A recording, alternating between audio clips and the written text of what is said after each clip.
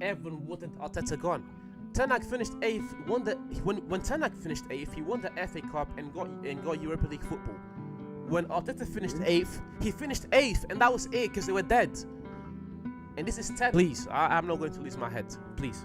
If it continues, I will. But in the first 3 games, you will not see me losing my head. I'm hard. I have some things I have to get off my chest, so I'm ready. We're going to start with Manchester United because that was the biggest game of the weekend of any league. It was like the biggest game in England, the biggest derby, the biggest rivalry, the 2 biggest clubs. And Manchester United just got humiliated. And yeah, I'll let you go first, Yusuf. Okay. So let me start by asking you for my flowers. Yeah.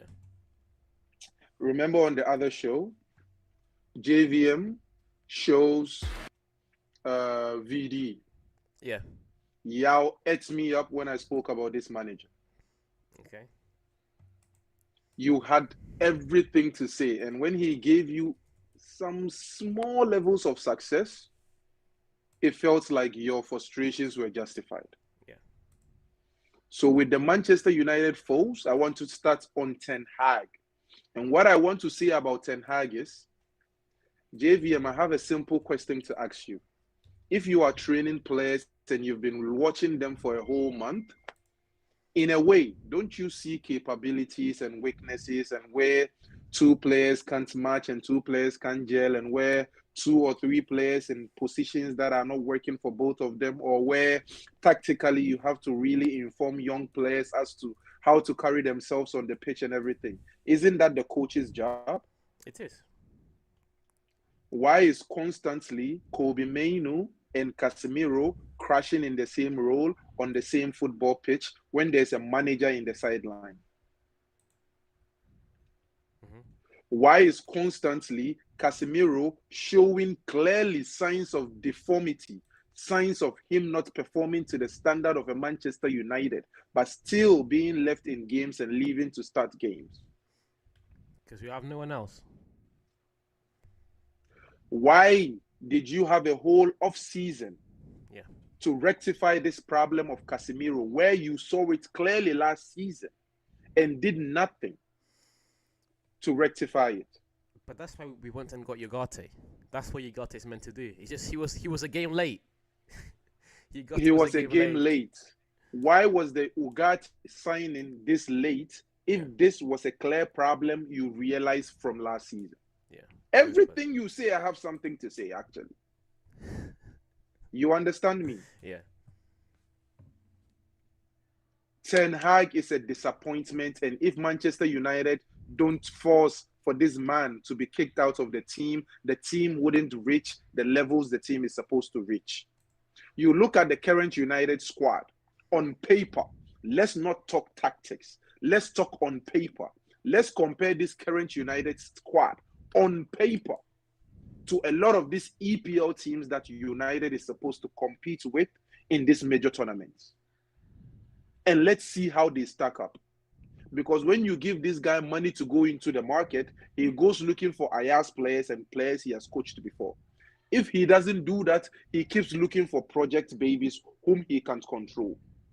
He needs to fix his ego. Mm-hmm. You can't keep bringing projects where you know you have control over them, over already made players who you know what you are getting from. Let's take, for example, Bruno Fernandes. He came as an already established player. Manchester United knew what they were getting from Bruno Fernandes. And what? Until date, he's one of the best players on the team, right? Mm-hmm. Yes. Zexki is a project. Unfortunately. Last season, Højlund is a project. You brought in Anthony, who didn't pan out well. You brought in De Ligt. Yeah, he's a good signing. But how many times are you going to do these trial logs with players that are subpar? The only player I can fully support is the De Ligt and the Ugarte signings, because I feel like, okay, they have shown me enough to be first 11 players for Manchester United. Most of the rest of the players you have signed have been project signings. You didn't sign Casemiro It ended up happening. because you wanted De Jong. Casemiro was a last-minute replacement by the team, and it worked out a little for you. You understand me? Mm-hmm. How do you let Jadon Sancho leave when you only have 3 wingers or 4 wingers to play this season? With all of these matches that you have to play, Ten Hag has to check his own ego. I thought you said everything was okay. I thought you said you spoke with the player and it's fine. So why is he leaving the team if it's fine? Are you lying to the media? Ten Hag has to check his own ego. Does it mean you can't work with Jadon Sancho after his performances from last season? Okay, let's compare Jadon Sancho's time in Dortmund to all of the other players you have on the squad right now. Rashford, he had a better time in Dortmund than Rashford had all season. Anthony, I don't even have to say it. Him sitting on the bench is better than Anthony playing. Garnacho was one of the only players who showed some sparks last season. But looking at Garnacho, let's be real. Manchester United is so hollow. Players like Garnacho are getting first 11 starts. If we are going to be honest, a fully stacked Manchester United, Garnacho should be coming from the bench. Højlund, Zerski, all of these players are project babies. And then you let Sancho go? Ten Hag has to check his ego. You want to play this whole season with this forward line you have. Forward line that are not clicking. Forward line that are not playing together. Forward line that people are... Look, everybody has lost form up front. How are you going to compete? By leaving players to go. And he did nothing in the offseason that really shows that he's in this season for business. Ugarte, amazing signing. But trust me, if you tell me to drink dirty water and underneath there's clean water, I won't drink it. So you can use a band-aid to patch some part of the broken glass. But if you don't replace the whole glass, the water will still spill. That is what I have to say on the Ten Hag situation. Okay. And with Manchester United and the fans still backing this man after everything he has proved to you, coming into the team and attacking the biggest dog on the team, thinking this is going to gain you respect, but it rather lost you respect in the dressing room. It all goes back to Cristiano Ronaldo, and we told you people this when he did it to Cristiano Ronaldo. Now, you guys are seeing this guy has to check his ego. Now, you guys are seeing Ten Hag is a few signings away from destroying the team totally.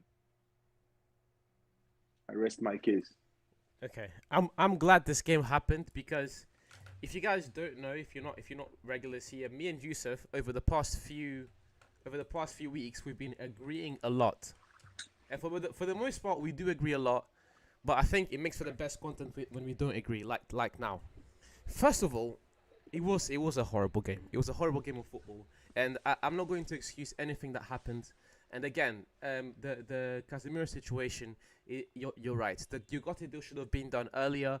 It should have been done earlier because if Ugarte was in the team earlier, if he had been able to work with Kobbie Mainoo earlier and found a way to work with Kobbie Mainoo, our midfield wouldn't have been as weak and as exposed as it was on Sunday. But again, that problem with Ugarte has been addressed. That is why we signed Ugarte, and that is why, again, that's why I said Ugarte was one game late. But even then, I don't think Ugarte would have made the whole difference in that game. Although Casemiro did make 2 mistakes that led into the goal, Ugarte would make a difference. But the way that team played, that was a whole team shambles. I want to say De Ligt and Martinez were all right in the first half, but they were exposed by their midfield. Kobbie Mainoo was losing the ball in critical situations, so was Casemiro. Garnacho and Rashford on the pitch at the same time was not working. I think should have started Garnacho and Ahmad. I think Rashford should have been on the bench. But that aside, so these problems have been addressed. So Ugarte has come into the team, and Casemiro is being replaced. Is being replaced now, and in the long term, he'll be replaced because we were very unlucky to not be able to sell him this summer. the other thing you said, I feel like this is coming again. As you were speaking, I thought about this, but then at the end you confirmed it. You're still thinking about the Ronaldo situation, and it's like I understand why you still think about that situation, but yet again, I will still back Ten Hag in that situation because you cannot have a player just trying to outright disrespect you and put his foot down in your dressing room. You're the manager, and you have to show everyone that you're the manager, and you're the one that has the dressing room. Excuse me. So even in that situation, I still agree with Ronaldo leaving the team, and Ronaldo did not fit the way they were playing. So as you were saying, because I know you, Yusuf, and I know how much you like Ronaldo, this feeling you have towards Ten Hag, this is from time. So this is from time. I know you really don't like Ten Hag, but I'm asking you here is to look at this game as an isolated incident. Because I promise you we will not be playing like this as the season continues. Again, we can spend here the whole time criticizing how they played, but at the end, we're just going to come to the verdict that they played bad. Every single fan and every single pundit that I've seen that supports United has said the same thing. We played bad. It was a horrible game. There's no excuses for that game. But let's not try and throw the season away. Let's not try and say Ten Hag's going to be the first manager to get sacked, because that is not going to happen. This is a very well-oiled Liverpool team that managed to get the best out of us because of mistakes we made. That is not going to happen again. And again, with Casemiro, Ugarte is going to come into this team. I'm not saying Ten Hag is at fault, but I'm saying that game was an isolated incident. And if it's not, and we keep losing, then fair enough, I'll admit it. But for me, this game is an isolated incident that happened. Even in the game last round against Brighton, we should have won that game. We were very unlucky to not win that game, and that Zexi goal should have stayed in that, and then we would have been 2-1 up going into half-time. So, in my opinion, that's an isolated incident, and we're going to keep going from strength to strength. Now, these problems need to be addressed, and the number one problem in that game was Casemiro, and we already have a replacement ready for Casemiro on the bench. I feel like I'm trying to tell you sometimes every problem has its genesis. Yeah. I know. When we go back to the Ronaldo situation, at the end, it felt like, he needed to put his foot down, right? Yeah. But JVM, you are forgetting the beginning of the problem, where a coach comes into a team and before he actually analyzes anything, the first thing he does is attack last season's top scorer. Why do you tell me in my face? Why do you tell me in my face you need me, but then go back and say what? You don't really need me. He didn't attack him. And again, even in that situation, we agree to disagree. Even when we go back to that situation, I still believe Ronaldo should have left Europe straight away from a football standpoint, because Ronaldo could have easily gone to another team in Europe and still performed, even in the EPL. Ronaldo could have easily performed. I say that was the best move for his career at the time because of the amount of... Because it's Ronaldo. The amount of scrutiny he was getting. Ronaldo is the biggest name in football. He's the biggest brand in sports in general. There's not another athlete. I don't care if you're talking about F1, UFC, basketball. There's not another brand as big as Ronaldo in football. Yeah. So if he was going to stay in Europe, he was always going to get criticized and compared to his old self. Facts. However, when we're talking about Manchester United and the way we were playing, mind you, that season when we got rid of Ronaldo, we finished third.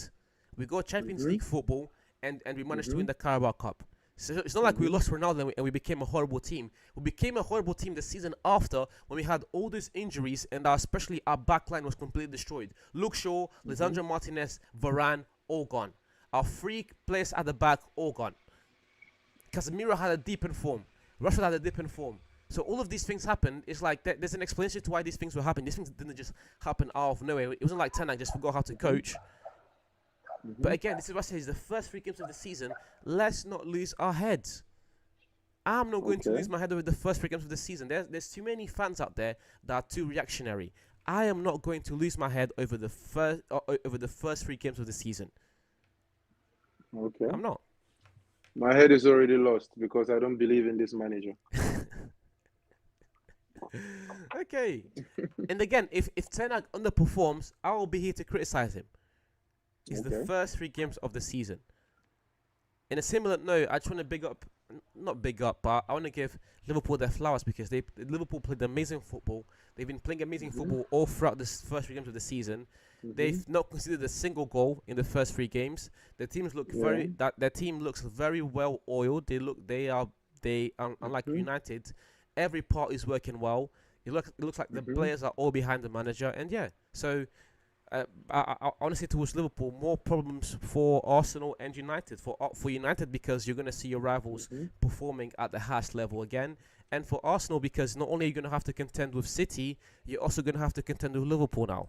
So again, Yeah. it's going to be a very interesting title fight.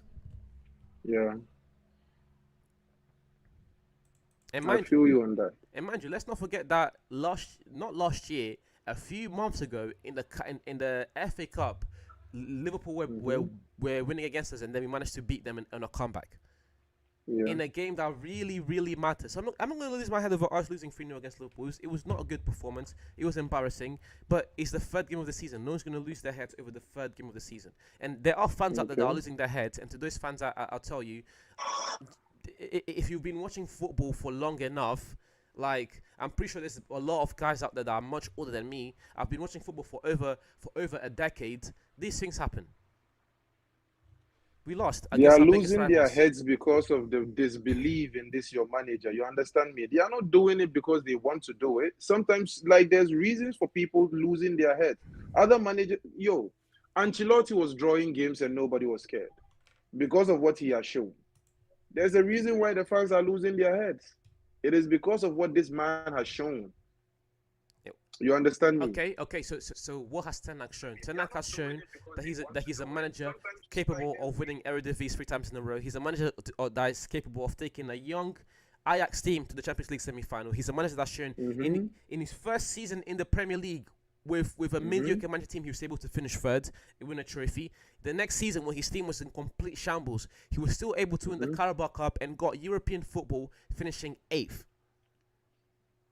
Okay. If this is enough for you as a Manchester fan, if this accomplishment he has done It's in not. this time that he has with Manchester United, Oh with the my money he gosh. has been provided, no, if this is enough for you, because you listed some Aya stats, yeah, that is what got him the job. But after you get the job, list me the Manchester United And stats. I And you mentioned the did that. stuff. I did, yeah. And when you did that, I'm asking you if this is enough for this years, and why was he being listed as one of the managers to be sacked just this end of last season? If Manchester United got a manager, he would be out of the door. If some of the managers that Manchester United actually really wanted took the job, Ten Hag wouldn't have a job now. So if as a Manchester United fan, you are telling me this is enough for you to keep Ten Hag as a manager, I rest my case. I hold my team in higher regards.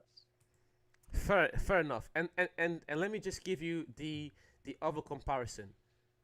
When Arteta first started for Arsenal, and Mm-hmm. this is why I tell you, this is why I praise Arsenal, because of the patience they had with Arteta, and they realized what it takes Mm-hmm. to build a team. Mm-hmm. Ten Hag, if you compare the first 2 seasons of the first 2 years and a bit of Arteta, and Ten Hag's first two Mm-hmm. years and a bit, Ten Hag is far more successful than Arteta, far more. Mm-hmm. And Arsenal fans were calling for Arteta's head. But guess what? Mm-hmm. After that, Arteta was able to build the team that he wanted. He was able to get the players playing like he wanted, and they managed to go on to be a very competitive team in the Premier League that almost beat City Mm-hmm. twice, and that went on to Yeah. get Champions League football after a long time. And now you compare that to Mm-hmm. Ten Hag's first 2 years, where he's able to win 2 trophies and get Champions League football and get European football, finishing eighth. What other team in the Premier League has ever done that? I'm I'm not saying these are aspirations, but I'm saying this is a process. This is going to take time. And when you compare it to other processes, like for example Arsenal, who have been successful, who everyone will say Arsenal are going to be competitive this year, like Ten Hag is doing much better than what Arteta was doing at the same time. Trust me, I wanted Much Arteta better. out. Trust me, I wanted Arteta out, and I told you this last season. Yeah. If at the end of this season Arteta isn't able to bring back any silverware, I don't care about you coming second and almost beating City. The second place is the first person to be forgotten. You understand me? We only deal in first positions here. So I don't care about you almost beating City. I only care about you actually beating City. And if this season, regardless of how much time they gave him, regardless of how much patience Arsenal fans got, if this shambolic performance of Ten Hag has been able to get him silverware, I don't care about you coming second to City.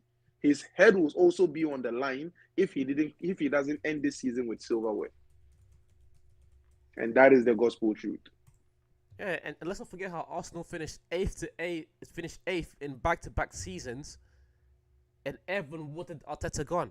Ten Hag finished eighth. When Ten Hag finished eighth, he won the FA Cup and got Europa League football. When Arteta finished eighth, he finished eighth, and that was it because they were dead. And this is Ten Hag again. Let's not forget the fact that the amount of injuries Ten Hag had last year. Now, I believe he made a serious mistake against Brighton when he started Maguire and he kept Garnacho on the bench. And I think he made another mistake against Liverpool, for example, when he didn't have Ahmad on the team because of how well Ahmad's been playing. I think those are two mistakes that you can point to. But still, compared to where Arteta was, this is 1,000 times better. And again, this is a process. It takes time. This is not a sprint. This is a 38-game season. 33 games gone. There's 35 games left. Please, I'm not going to lose my head. Please, if it continues, I will. But in the first 3 games, you will not see me losing my head.